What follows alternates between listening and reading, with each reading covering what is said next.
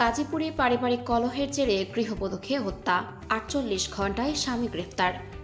গাজীপুর মহানগরীর বাসন থানার পালেরপাড়া এলাকায় গৃহবধূ মিম আক্তার হত্যা মামলার প্রধান আসামি স্বামী আলম হোসেনকে হত্যাকাণ্ডের মাত্র ৪৮ ঘণ্টার মধ্যে বরিশাল থেকে গ্রেফতার করেছে পিবিআই। আজ সন্ধ্যায় গাজীপুর পিবিআইয়ের পুলিশ সুপার রকিবুল আক্তার এক সংবাদ সম্মেলনে বিষয়টি নিশ্চিত করে জানান, ৬ বছরের দাম্পত্য জীবনে অর্থ সংকট, পারিবারিক কলহ এবং আলমের জুয়া ও মাদকাসক্তিতে কেন্দ্র করে প্রায়ই তাদের মধ্যে বিরোধ হতো। ঘটনার আগে স্ত্রীর বেতনের ৫,০০০ টাকা জোয়ার হারিয়ে ফেলায় নতুন করে চিহ্ন দেখে বোঝা যায় যে এমনভাবে ওনাকে হত্যা করা হয়েছে, মুখ চেনা যাচ্ছেই না এবং সারা শরীরে অসংখ্য ক্ষতবিক্ষত। তো এই ঘটনাটা যখন আমরা থানা পুলিশের মাধ্যমে জানতে পারলাম, সাথে সাথে আমরা ঘটনাস্থানে গেলাম এবং যে যথারীতি আমরা ছায়া তদন্ত করে থাকি। তারপরে আমরা জানতে পারি এই ঘটনার যিনি ভিকটিম মিম আক্তার এবং তার স্বামী কর্তৃক খুন হন মর্মে বাসন থানায় একটা এজাহার রুজু হয়। এখানে উপস্থিত আছেন নিহত ভিকটিম মিম আক্তারের ভাই, তিনি বাসন থানায় একটা মামলা করেন। সৃষ্টি হয়।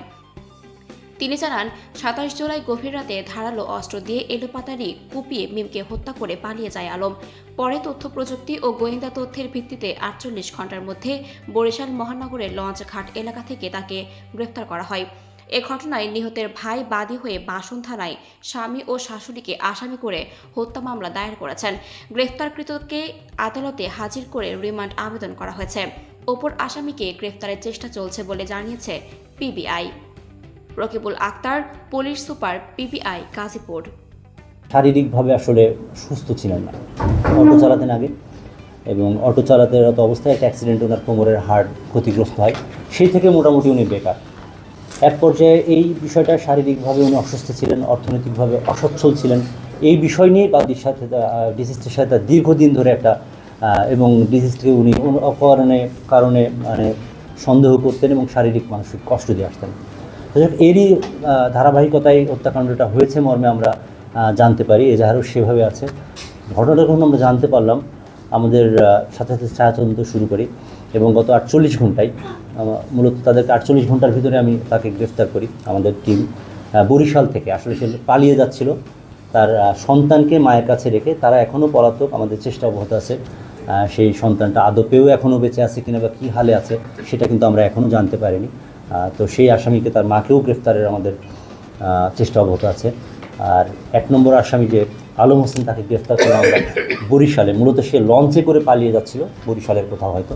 এই খবরটা আমরা জানতে পেরে তাৎক্ষণিকভাবে বরিশালের যে আমাদের পিবিআইয়ের ইউনিট আছে তাদের সাথে কথা বলি এবং Dhaka river police, Barishal river police, Barishal metropolitan police, এর বাইরেও আমাদের জামালপুর, শেরপুর পিবিআই ইউনিট এবং সর্বোপরি তো পিবিআই হেডকোয়ার্টার্স থেকে আমরা সাপোর্ট নিয়েছি। আসলে এতগুলো ম্যাসিভ মানে একটা অপারেশন, এই এতগুলো টিমের একটা কোঅর্ডিনেশনের ফলেই সম্ভব হয়েছে।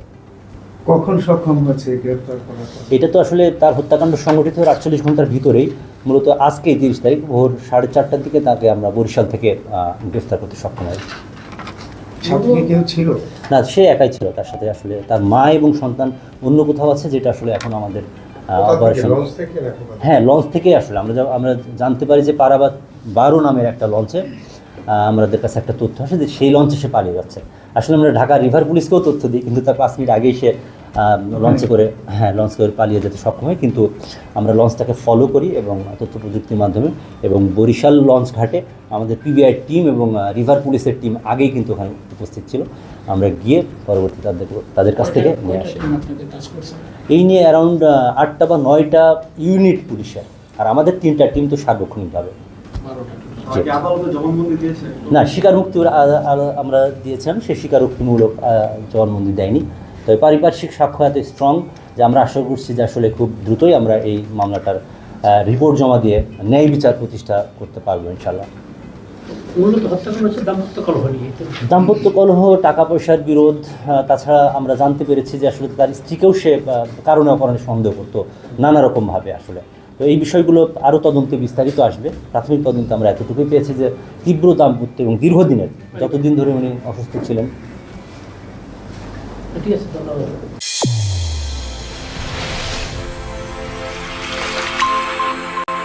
চ্যানেল A1 হৃদয়ের স্পন্দন।